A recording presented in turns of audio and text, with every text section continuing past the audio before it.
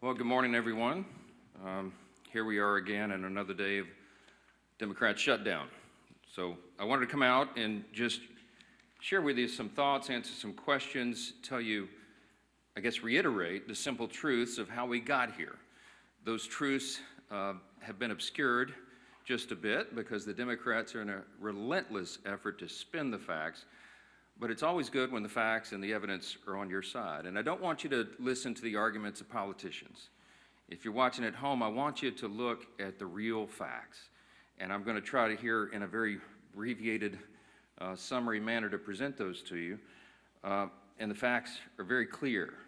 Okay, so the first fact is by way of reminder, how did we get here? Why is Washington tied into a knot right now? Well, I became Speaker almost 2 years ago, and I was frustrated, as most rank-and-file members of Congress are, frustrated about how Congress really doesn't work that well for the American people. That's why people are frustrated about it. We don't spend money responsibly here. We haven't for many years. And the reason for that is because typically, for the annual funding of the government, it's done in a back room. Literally, there's a deal made by the top 4 leaders in Congress, and that's hoisted upon the members, usually at the end of the year, right before a holiday, in an omnibus spending bill. Sometimes the bills are thousands of pages long, and it's always said that few members have fully read it or understood it. That's largely true because they weren't involved in the process. So when I became Speaker, I've been doggedly determined to make this House and the Senate work again, to do right by the American people, to get the process, to rebuild the muscle memory, to get back to the way it is supposed to work. And what does that mean? It means that Congress is supposed to carefully deliberate over 12 separate appropriations bills every year. Why? Because we divide the spending of the taxpayers' funds into 12 categories so that everybody can go through that. And all the elected members, the duly elected representatives of the people, can come here and have a debate and a discussion. We do that through the Appropriations Committee, they're the specialists on it, the members of the House and Senate who work on it around the clock, 365, every day of the year. And then they put together a product. It goes to the full body in the House and then the full body in the Senate, and they work on that together, and they come up with the most efficient and effective way that they can build consensus around to spend the taxpayers' funds. Well, we started that process back this year, and I'm so proud to tell you that we're rebuilding the muscle memory. It's like pushing a boulder uphill, but we've got it done. And we worked 12 separate appropriations bills through the House Appropriations Committee. I mean, they worked hard in a bipartisan fashion, Republicans and Democrats. They worked on it steadily. We got 3 of those bills on the floor. We debated them on the floor. We passed them on the House floor. And we sent that over to the Senate. Meanwhile, the Senate passed 3 of their own bills off the floor. That hasn't happened around here in many years. And all of that process that I just described takes a lot of time and a lot of work and energy and effort. And our appropriators, while they were working in good faith, they ran out of time. Why? Because the end of the fiscal year is September 30th, not December 31. And so the clock was just running out. So what we did, because Republicans are in charge of both houses right now, is the responsible thing. Leader Thune in the Senate and I in the House, we sat down with our appropriators and we said, Let's come up with a simple stopgap measure to keep the lights on and keep the government open so that appropriators can finish this very healthy process for the people they represent. And so we put together a very simple, clean, continuing resolution. Why do we say it's clean? Because there's nothing to it. It's 24 pages. It's the bare minimum. It just says, keep the status quo, which, by the way, for all my Democrat friends, is the Biden-era policies and spending that we haven't been able to fix yet. We're in the process of getting appropriations done to repair all that, but we needed more time to do it. So in a bipartisan fashion, Democrats and Republicans got together and said, you know what? Fine, let's extend this until November 21st. The Democrats in the House agreed to that. That was the date. We put that bill on the floor. We passed it out of the House in bipartisan fashion. And we sent it over to the Senate. Well, now we expected, I thought, that Chuck Schumer would do what he's always done. The man has served in Congress 3/4 of my life, I think. And he has given impassioned speeches over the year, most recently in March of this year, that you have to fund continuing resolutions. You can't shut the government down because it's irresponsible and painful for the American people. He was right in March. He is not right today, which leads me to fact number 2. Fact number 1 was how we got here. Fact number 2 is why are we in this mess? Why did Chuck Schumer change his tune And why is he now saying exactly the opposite of what he said 6 months ago? A picture's worth 10,000 words, okay? This is a copy of the Washington Examiner. Zoom in on that, all right? If you can't see this at home, I just had this on my desk on a big stack, and I found it. This is published March of 2025, March 26 exactly. It's a picture of Chuck Schumer looking very upset, very angry, walking out with a box, and all the House Democrats depicted their character, saying that he's an enemy of democracy. Why is he an enemy of democracy? Because the far left base in the Democrat Party has turned on Chuck Schumer because he did the responsible thing, get the lights on. Why? Because they want him to show a fight against President Trump. So Schumer doesn't want to be in this situation again. So he said, my gosh, he got his staff together and he got the far left wing of the party. He said, what do you want? What do you want me to fight on? So they created a red herring. A red herring is a distraction. They decided that they would pick a fight on health care. Well, let me look right into the camera and tell you very clearly, Republicans are the ones concerned about health care. Republicans are the party working around the clock every day to fix health care. This is not talking points for us. We've done it. A big part of the One Big Beautiful Bill, the Working Families Tax Cut, was to fix health care. Health care is broken in America. It's too expensive. The quality of care needs to rise. We need more access for more people, and we have lots of ideas to do that. But that issue is for debate in the next 3 months. It always was. We have members working on that. The tax credit, the subsidy you've heard about that expires December 31st, there's a lot of thoughtful debate and discussion that has already been going on about that and will go on about that. But that's a December 31 issue. So Chuck Schumer is scrambling. He has to have an issue. None of their policies are very popular. So they decided to lob onto health care, and he decided to claim to all of you that that is the issue with government funding. It is not. Those are two totally separate things. The clean continuing resolution would simply keep the lights on so that the members in the House and Senate can have those debates on health care. We were always planning, and we have lots of ideas on the table on how to fix it, but we don't yet have consensus on it because it's very complicated. We have time to do it. The month of October is a critically important time for us to get the House and Senate working on that very issue. But they're delaying it because they needed a red herring. So in his desperation, we get to fact number 3. In his desperation, they decided to create the red herring. They decided to claim that this is all about health care, which the September funding issue never was. That's a December policy issue. He tried to create it as a September funding issue. And in his desperation, they hastily filed an outrageous counterproposal. It is a wild wish list of big government liberal nonsense that we can't do. Their priorities that they crammed into this. Now remember, a simple 7-week stopgap funding measure, the CR, that we passed out of the House in bipartisan fashion was sent over. And Chuck Schumer filed a counterproposal. Now this is his words, not mine. These are not Republican talking points. These are the facts. 2 exhibits real quick, as I've shown you before. This is page 57, an excerpt of his bill, section 2141, where you see that right there that they want to repeal the health subtitle of the Big Beautiful Bill. The One Big Beautiful Bill, the Republicans got signed into law July 4th. The Working Families Tax Cut, we're so proud of that because it has so many amazing things for all the American people, a marquee piece of legislation. But among the most important were the reforms that we did to health care. Why? Because Medicaid, for example, is broken. Medicaid doesn't work well. It's underfunded, and it was full of fraud, waste, and abuse. And we took our opportunity to fix that, and we did. So what did we do? We went into Medicaid, and we said, we got to stop the waste and abuse. We got to make sure that illegal aliens are not on Medicaid. Medicaid is intended for U.S. citizens only, not illegals who break our law and come over the border. And we've got to make sure that young, able-bodied men who do not have dependents are working and not riding the wagon. Work is good for individuals. It's good for the communities they live in. It's good for their own well-being and for the people around them. And so we said, don't sit on your couch and play video games. By the way, also not a talking point. There was an AEI study, I think one of the organizations that polled this, and most of these young men who are not working are sitting around literally playing video games. Get back to work. So we put that in the law. And the big thing was making sure that an estimated 1.4 million illegal aliens are no longer riding that wagon either. Why? Because Medicaid had to be strengthened. Medicaid is intended for the elderly, the disabled, and young pregnant women, as I use an example, who are in difficult situations. They need the resources desperately, but the resources are being drained by people who were never intended to be there.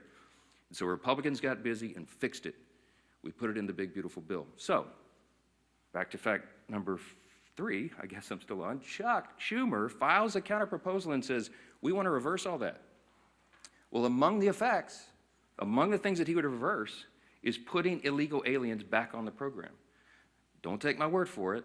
Look at the evidence. Over here at Exhibit B.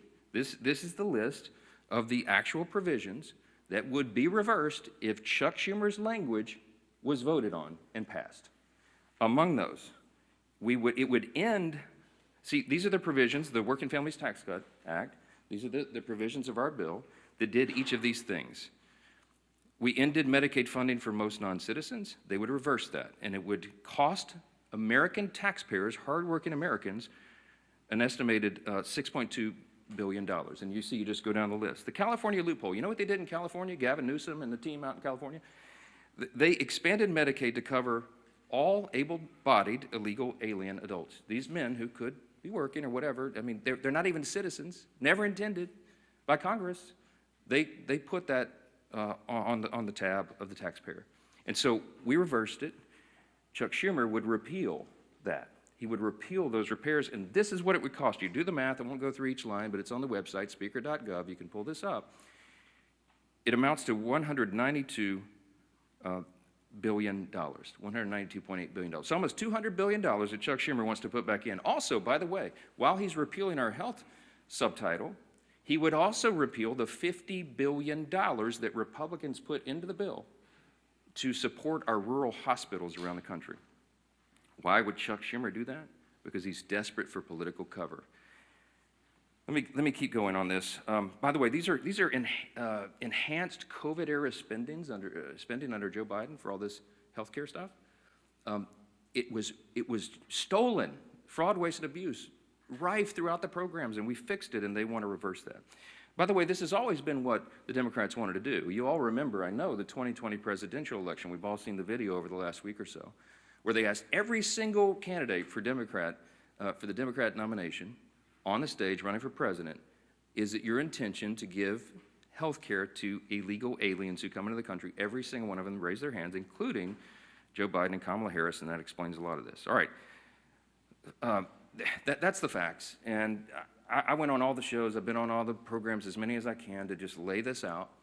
And on some of these programs have been followed by Chuck Schumer or Hakeem Jeffries back and forth. Not one time have they been able to refute what they themselves put in writing. I hope that you will ask them about this. I hope that you will ask them, if it is indeed not your intention, why did you say that? Why did you do that? This is a key part of what they put into their counterproposal, which, by the way, amounts to $1.5 trillion in new spending that they want to strap onto a 7-week, simple, 24-page stopgap measure to keep the lights on so we can do our work.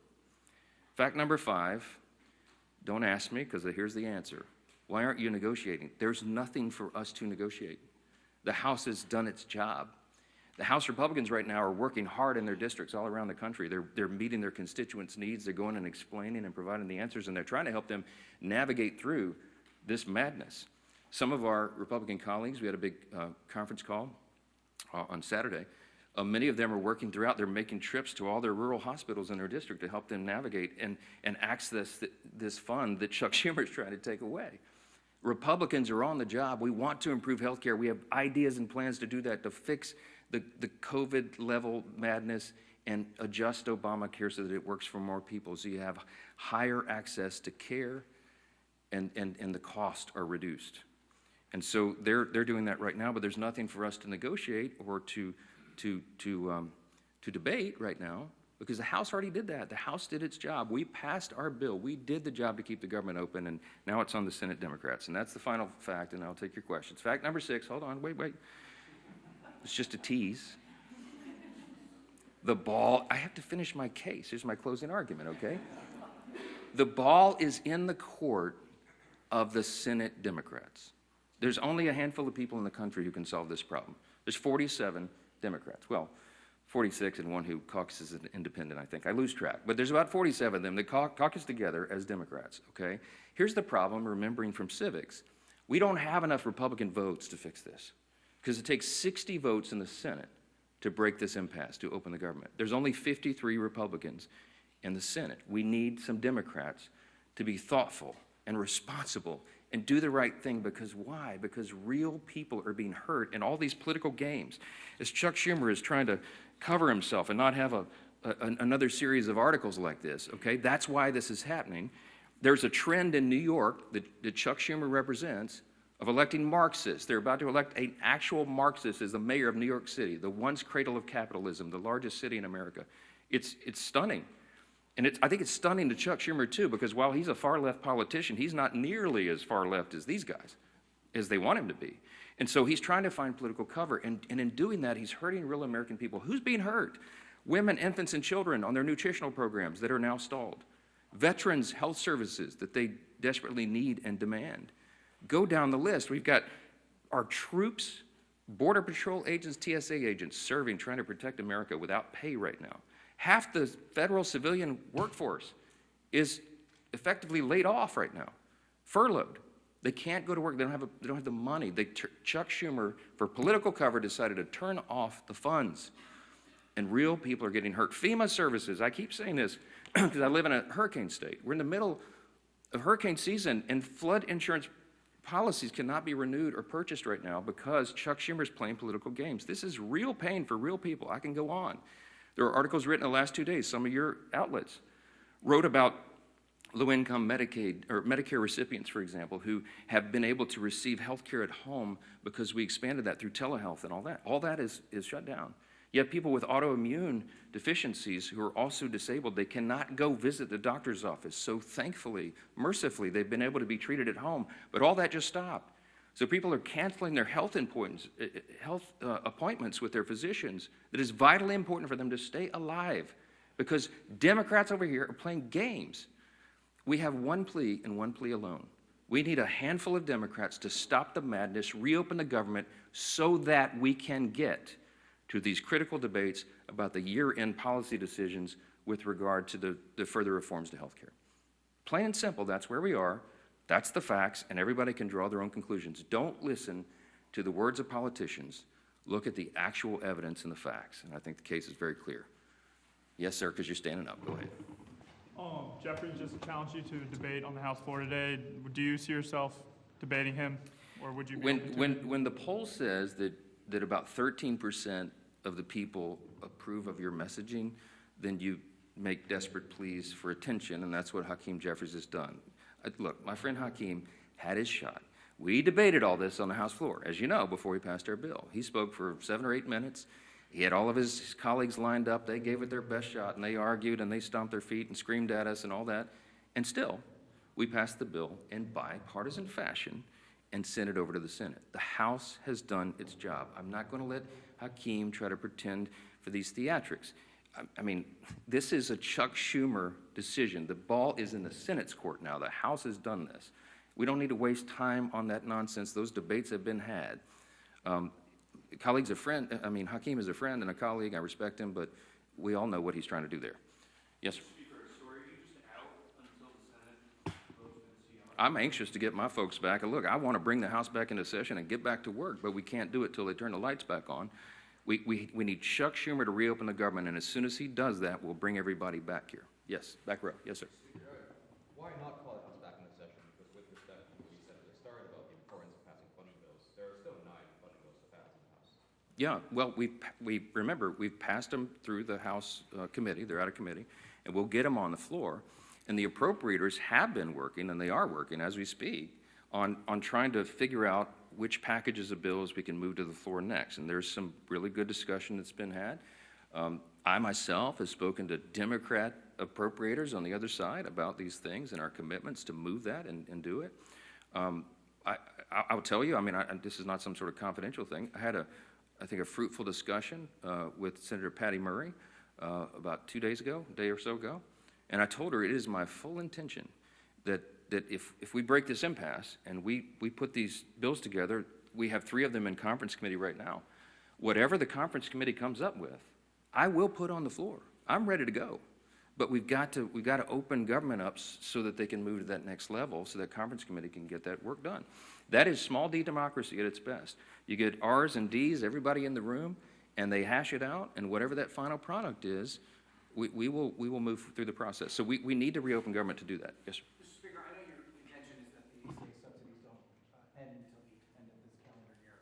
Do you disagree with the Democrats' position that these insurance companies are setting their premium rates now, and that people are going to have to make open enrollment decisions in the very near future? Yeah, Yeah, they've been saying that some of the insurance companies will be sending out notices in early November. The last time I checked, it's October 6th. We have the entire month of October. We'll stay here around the clock to work through all these things, but we have to get government open again to do it. They're trying to obscure the issue. We are talking about a simple funding measure that the Democrats themselves have voted on over and over and over. Chuck Schumer, they voted on it 13 times during the Biden administration. This is the exact same thing that was on the floor in March when Chuck Schumer, I should have brought his video and let him give you the speech of why it was so important to pass it. Nothing has changed except the politics. So that's a political issue that they're trying to make out of it. Yes, ma'am. Thank you. You mentioned that there is no negotiation to be had, but you also acknowledge that funding the government has to be bipartisan. So is the only way out of this for Democrats to completely drop their demands? Is there anything that Republicans are willing to give? And have there been any conversations? It doesn't even seem like the two sides are talking. I'm so glad you asked the question. Why aren't you dropping all of your demands so that it makes it more palatable for Democrats to join you? I didn't put any on the CR. Leader Thune and I have tried to explain this a few times. There's nothing for us to negotiate. I cannot go to the CR and go, you know what, Democrats, you're right. Let me take out these 3 Republican priorities. I didn't add a single Republican policy or priority or preference to the CR. It is 100% totally clean. It is an exact status quo replica of what we're doing right now, which again is Biden-era policies and spending levels, to our great chagrin, but in good faith. I presented that because I didn't want to play games. We are responsible. We're not going to shut the government down for people who desperately need these services and all these things that I've said are stalled. And so we didn't, no gimmicks, no tricks. There's nothing that Leader Thune and I can go to Chuck Schumer and say, you know what, okay, we'll pull this off. Would that make it better? No, I don't have anything to give. I didn't put any of our priorities on the spending measure because, again, all we're trying to do in good faith is get 7 more weeks to finish that appropriations process that we've been all so excited about. Jake. Who will, if you're not able to extend these subsidies, which is a possibility, it seems, who will own the political impact from that if health insurance does go up 200%? That's putting the cart like a mile in front of the horse. Look, I believe that the subsidy issue, that's the December 31 issue, is a complicated one. It hasn't worked well. It's filled with abuse. We have a lot of ideas on how to improve upon that if indeed it goes forward. And I mentioned yesterday, there's 535 members when you count House and Senate, and there's probably 400 different ideas on how to fix that. But we need the next couple of weeks to have those vigorous, deliberate debates, which is how the process is supposed to work. So I'm not going to forecast how that comes out, and neither could any of you, because those debates haven't been held yet. And that's kind of the irony, because Chuck Schumer is saying something that he knows isn't true. He's saying, oh, you guys snap your fingers. You and Leader Thune go in the back room and tell us how that's going to be resolved today so we can reopen the government. That's impossible for me to do. I have to have the input of all of our members so that they can figure that out. So that's part of the process. Last one. Yeah. Speaker, can you just talk a little bit about your reference to conversation you had with Senator Murray? Have you been personally lobbying any Senate Democrats to switch their votes in support of the CR? No, they haven't exactly been ringing my phone off the hook, okay?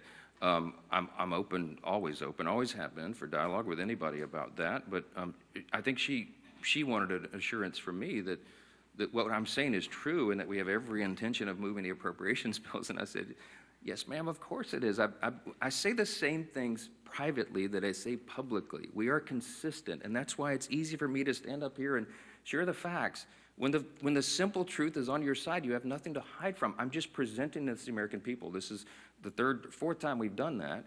I hate to drag you all out and go through all the details, but I've got to put on the case over and over because repetition apparently is the key to this. People are starting to recognize this is not a Republican shutdown. It is a Schumer Democrat shutdown. Again, why? Because they needed political cover. It's shameless. It is sad. Real people are hurting. And and it needs to end. They'll have another opportunity this evening, and I sure pray, and I hope you all will, that a handful of additional common-sense people on the Democrat side will change their votes, reopen the government, so we can get back to all these issues as we desperately want to do. Thank you all so much for being here.